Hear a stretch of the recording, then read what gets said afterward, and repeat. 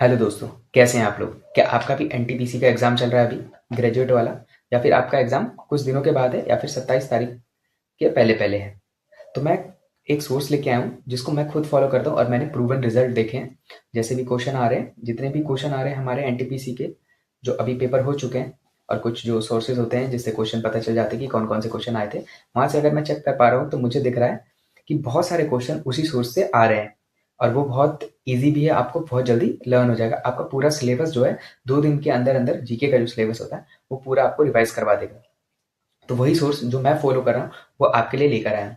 तो वो अगर आपके पास आपका पेपर अगर 27 तारीख को या फिर 24 से 25 तारीख को है, तो आप उसको 2 बार रिवाइज कर सकते हैं, जिससे कि आपको एक एज मिलेगी एग्जाम में जाकर। तो वो सोर्स है जीके पीवाईक्यू सीरीज 5, जो एनटीपीसी का करवाया था परमार सर ने 2025 में। अभी 2026 का भी आ चुका है, लेकिन 2026 का इतना रिलेवेंट मेरे को लग नहीं रहा। क्यों? क्योंकि उसमें जो 2026 में जो क्वेश्चन आए थे, ज़्यादातर क्रिटिकल क्वेश्चन आए थे। क्रिटिकल क्वेश्चन का मतलब है कि आपको ऑप्शन से वो आंसर छांटने होंगे, तो आपको पॉजिटिव अप्रोच लगा के वो ऑप्शन छांटने थे, लेकिन उसमें कोई लर्न करने वाली चीज़ें नहीं थी। लेकिन जब 2025 में जो पीवाई की सीरीज परमार सर ने करवाई है, जैसे हमारी पॉलिटी की, हिस्ट्री की, ये सब की, तो उसमें थे फैक्ट क्वेश्चन, जो फैक्चुअल क्वेश्चन होते हैं, आर्टिकल से रिलेटेड क्वेश्चन होते हैं ये सारे। तो वो सारे क्वेश्चन उसमें हैं। पॉलिटी होता है, उसको रिवाइज करवा देगा वो पीवाई की सीरीज। तो मैं आपको यहाँ पे वीडियो लगा दूंगा कि कैसे हम पीवाई की सीरीज में जाएंगे लैपटॉप में, लैपटॉप या फिर वेबसाइट पे, और जो वही चीज़ जो हम आपको ऐप पे भी मिल जाएगी, तो आप उसको फॉलो कर सकते हैं। तो ये हमारी जो पॉलिटी है, पॉलिटी में कुछ हमारे 200 के आसपास क्वेश्चन है, और 200 क्वेश्चन के साथ साथ जो उसका एक्सप्लेनेशन है, वो आपको सारा सिलेबस आसानी से रिवाइज करवा देगा। तो मैं कुछ एग्जांपल देता हूँ। तो कुछ अभी पिछले पेपर में हमारे क्वेश्चन आया था कि आर्टिकल 239 ए के बारे में आया था कि हमारा दिल्ली जो है यूनियन टेरिटरी बना, और 239 ए बी, जो कि हमारा दिल्ली जो है उसमें विधानसभा लागू की गई।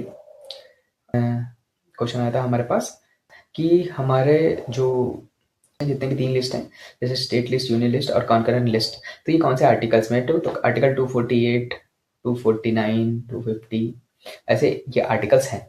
तो ये आर्टिकल्स भी उसमें दे रखे हैं, तो ये आपको पूरा रिवाइज करा देगा। तो जीके मुझे लग रहा है कि पीवाईक्यू से ही पूछ रहा है।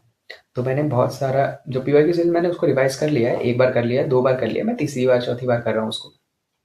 तो आप देख सकते हैं कि मेरा जो मॉक में स्कोर होता है, वो उसी के कारण अच्छे से हो पा रहा है, क्योंकि मैं उसको रिवाइज करता हूँ। तो आप किसी भी एक सोर्स को पकड़िए और उसको बार बार रिवाइज कीजिए। तो मैं भी जीके के नोट्स नहीं बनाता, तो मैंने परमार सर का एक बैच लिया था जीके 3.2, तो वो मैंने उसके पीडीएफ पढ़े थे, और फिर मैंने उनकी बुक भी मंगाई थी फेल्टमैन करके।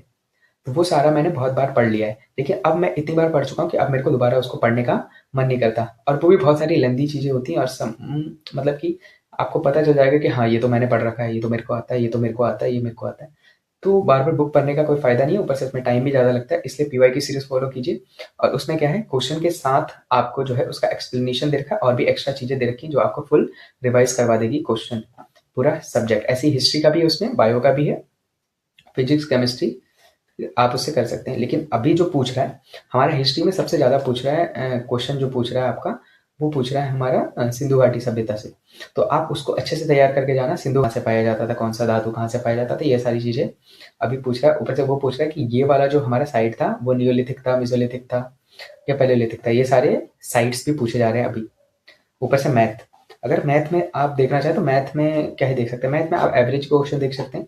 जो एवरेज के क्वेश्चन होते हैं, जो जिसमें आता है कि हमारे 12 लाइक कुछ लोगों का एवरेज ये दे रखा है, कुछ का एवरेज ये दे रखा है, कुछ का एवरेज ये है, उसमें से अगर 2 हटा दिए जाते हैं तो फिर बाकी का एवरेज क्या होगा, ये सारी चीज़ें जो आती हैं एवरेज के क्वेश्चन में। फिर कुछ क्वेश्चन ऐसे आते हैं एवरेज में कि हमारा कोई कैंटीन है, उसमें इतने बच्चे हैं, और कैंटीन का जो ईयरली खर्चा इतना बढ़ जाता है, और हर बच्चे का एवरेज खर्चा इतना घट जाता है या बढ़ जाता है। तो आपको बताना है कि टोटल जो पहले खर्चा होता था वो कितना होता था, ये सब दे रखा है। ये वाले क्वेश्चन है, जो ये वाले क्वेश्चन ही बच्चों को परेशान करते हैं, और रेलवे का फेवरेट क्वेश्चन ही ये सारे क्वेश्चन पूछता है।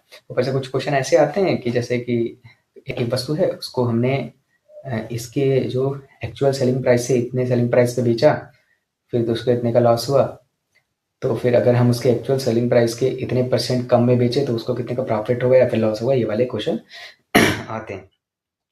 दूसरी बात, हमारे जो रीजनिंग में पूछ रहा है, तो रीजनिंग में सबसे ज़्यादा जो बच्चों को थकाता है वो होता है हमारे की अरेंजमेंट। तो सबसे पहले जो अरेंजमेंट आता है जो कि सबको थकाता है वो होता है हमारा कि एग्ज़ाम वाला। तो हमारे बच्चे हैं उनके एग्ज़ाम है लाइक मंडे से लेके संडे तक। तो मंडे से संडे तक है तो इनका एग्ज़ाम इस डे को है, इसका इस डे को, इसका इसके बीच में। तो ये सारी पज़ल बनाने में रहता है। तो ये वाला जो पज़ल था ये मेरे को भी पहले परेशान करता था, लेकिन मैंने कहाँ से सीखा? तुम एक सर हैं, टीचर हैं रीजनिंग के, भरत सर करके हैं, ठीक है? वो बॉक्सेस बनाते हैं, बॉक्सेस बना के हमें वो सॉल्व करना सिखाते हैं, जो कि मैं बहुत अच्छे से सीख गया हूँ और मेरे को अब कोई भी दिक्कत नहीं होती। ऊपर से हमारे जो इनइक्वालिटीज़ के क्वेश्चन आते हैं, तो इनइक्वालिटीज़ के क्वेश्चन भी भरत सर ने बहुत अच्छे से करवा रखा है, तो उनका ही फॉलो किया था मैंने इनइक्वालिटीज़ का। ऊपर से एक आता है क्रिटिकल रीजनिंग। जो क्रिटिकल रीजनिंग होती है वो तो मैंने बहुत सारे टीचरों से पढ़ा है और बहुत सारे टीचरों से पढ़ने के बाद भी अभी भी मेरा ठीक नहीं होता है। पता नहीं क्या दिक्कत है उसमें, वो कभी ठीक होता ही नहीं है। वो अपने हिसाब से वो आंसर देते हैं, पढ़ सकते हैं।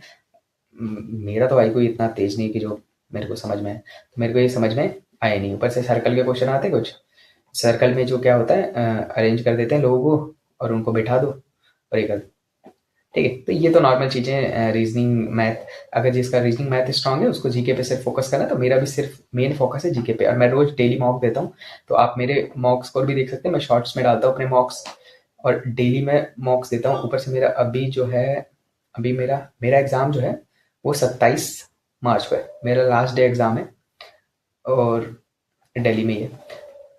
तो मेरा लास्ट डे एग्ज़ाम है और मैं वीडियो बना के बताऊंगा कि आपको कि मेरा एग्ज़ाम कैसा गया।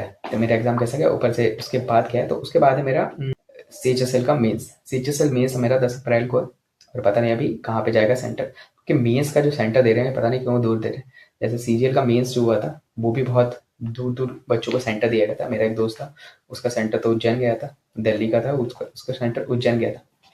तो ये सारी चीज़ें, तो जब मैं मेंस के लिए प्रिपेयर करूँगा तो भी मैं मॉक टेस्ट दूंगा, तो वो भी मैं आपको दिखाऊंगा कि मेरे स्कोर क्या बने और क्या क्या चीज़ें इंप्रूव कर सकते हैं।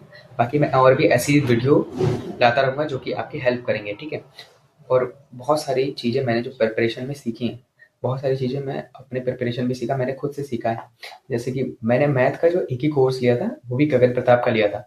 लोग कहते हैं या फिर बहुत सारे स्टूडेंट कहते हैं कि उनका कोर्स बहुत लंबा है, 1 साल का है पूरा कोर्स। लेकिन 1 साल अगर आप दोगे ना, तो 1 साल में आपको फिर कभी पढ़ने की ज़रूरत ही नहीं पड़ेगी कि मैथ कैसे पढ़ी जाती है। बाकी आप क्या कर सकते हैं, तो जो गगन प्रताप सर उसके बाद कोर्स करने के बाद आपको गगन प्रताप वो जो करवाते हैं, गगन प्रताप सर जो जो नए नए एग्जाम के क्वेश्चन आते हैं कि बेस्ट क्वेश्चन जो करवाते हैं वो सब करते रहिए, तो आपको कोई दिक्कत ही नहीं होगी मैथ में। मेरे को भी कोई दिक्कत नहीं होती मैथ में, मतलब अब नहीं होती। और 1 साल आपको देना पड़ेगा, ठीक है? तो आपको पूरा पढ़ना है तो देना ही पड़ेगा। मेरी फिलॉसफी ये है कि मेरे को तुम 1 साल की जगह 2 साल दे दो, ठीक है? लेकिन अगर मेरे को एग्जाम में कोई क्वेश्चन दिखता है और फिर मुझे पता चलता है कि ये क्वेश्चन तो मैंने करा ही नहीं, तो बहुत ज़्यादा दुख होता है कि इतना टाइम देने के बाद भी नहीं हुआ। लेकिन अगर ऐसा लगता है कि हाँ ये क्वेश्चन मैंने करा है लेकिन याद नहीं आ रहा, तो सेटिस्फेक्शन मिलता है, हाँ करा है मैंने, इस पेज पे मैंने लिखा है और मेरे को याद नहीं है, लेकिन मैं उसको फिर से रिवाइज कर लूँगा।